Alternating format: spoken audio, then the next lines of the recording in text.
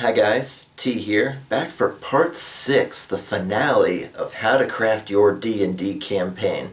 Now this part steps away from the usual conventional things we've been talking about, because we have our story, we know what books we're using, we know about our treasure and our dungeons and our characters, etc., etc., so the game itself is pretty much done by this point if you've been following this series since the start, and I'd like to talk to you live today so that we can talk about things that happen between games that a lot of people just completely forget about. And the first thing that you need to keep in mind is communication. Because guys, in this busy world, if you're not in school or in college, it can be really hard to get together a group of 5, 6, 7 people for 5 hours around the same table ever, or on the same Skype channel, on the same anything, to get together for this pretty admittedly long game or set of games. Your campaign could stretch over months. Some D&D groups are lucky. They meet every week, or they meet every other week. I'd love to have a D&D group that met every 2 weeks. That'd be amazing. Some groups meet once a month, some every 6 months, or every 6 weeks, some even broader than that. They don't get together very often, so they have a lot of trouble running because, this person has kids, this person has a crazy job, this person's always traveling for work, this person, etc., etc., etc. As a DM, it is your responsibility between games, ask for people's email, ask for people's phone number or whatever it happens to be. I go by the 1 week rule and the 3-day rule. Say you've got 6 weeks between games. Well, at the end of your last game, everybody's excited, they've got their character sheet and their dice, and they put it away because they know they're not going to look at it for another 6 weeks or another month or whatever it happens to be. And they may not remember to, level up, to do their shopping, to do their crafting, etc., etc., to figure out, if they've got a week of downtime in character, what do they do with that week? It's good a week before your next game to not only remind everybody there's going to be a game in a week, but hey, remember to finish all your leveling up and all your shopping, because it takes so much effort to get all these people together once every 6 weeks or once every month. You don't want to spend your precious time flipping through books, spending your gold, and, oh, I forgot to level my guy. Can we start 20 minutes later? No. Or just simple things like that. Or if they don't know how to level up their character, there's such a thing as new players. Say, hey, if you need help leveling your character or doing your shopping, email me, tell me, I'll give you page numbers. You can come over to my place and we'll level up your guy and show you how it's done, etc., etc. You want to make sure all the paperwork and technicalities and shopping and stuff is done before the game because your time is so precious.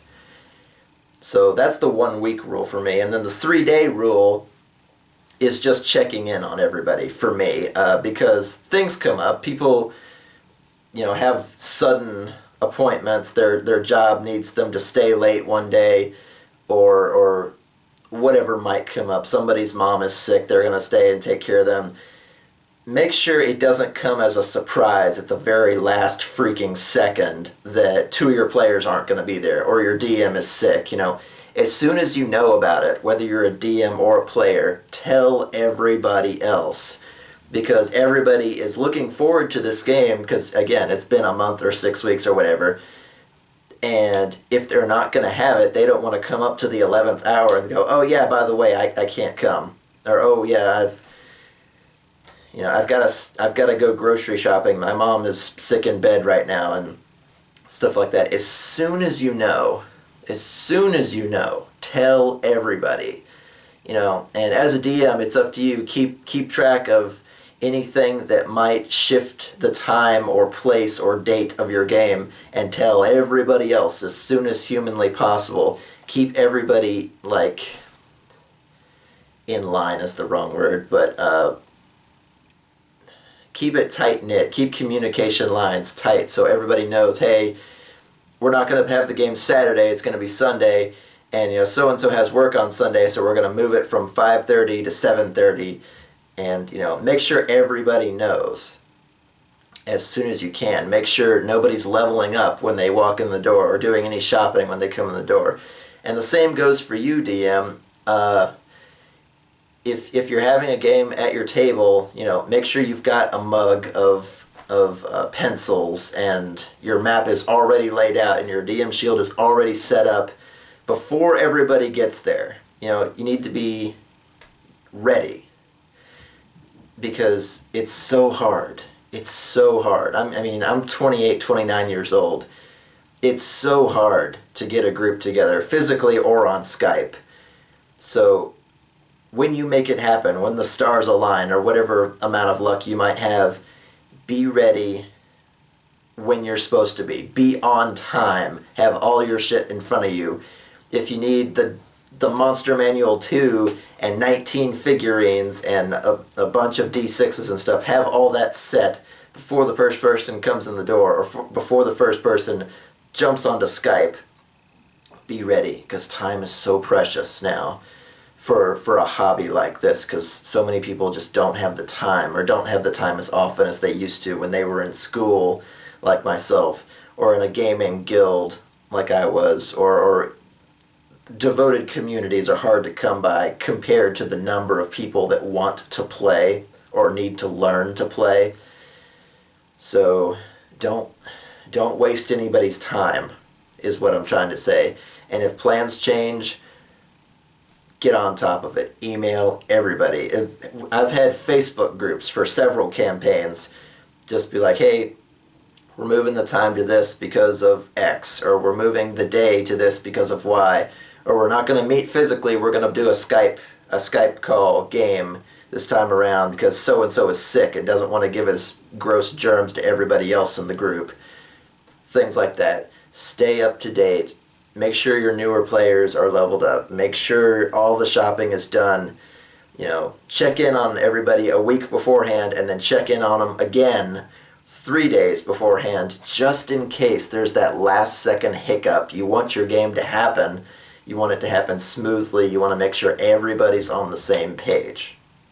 So, gosh, I guess that's it. That is my 6-video summary on how to craft a D&D campaign. So if you have further questions, please put them in the comments below, and I'll answer them as best I can. I'm starting to get a little bit of a community going here, so if you know the answer or you have advice for other people on certain topics, feel free to share. I love to see you guys start conversations and give each other resources back and forth. If you think there's a big thing that I didn't cover here in these videos, tell me. I'll make another how-to for specific topics and things like that. But that's all I have to say, I guess, about crafting your own D&D campaign. So, until next time, keep gaming.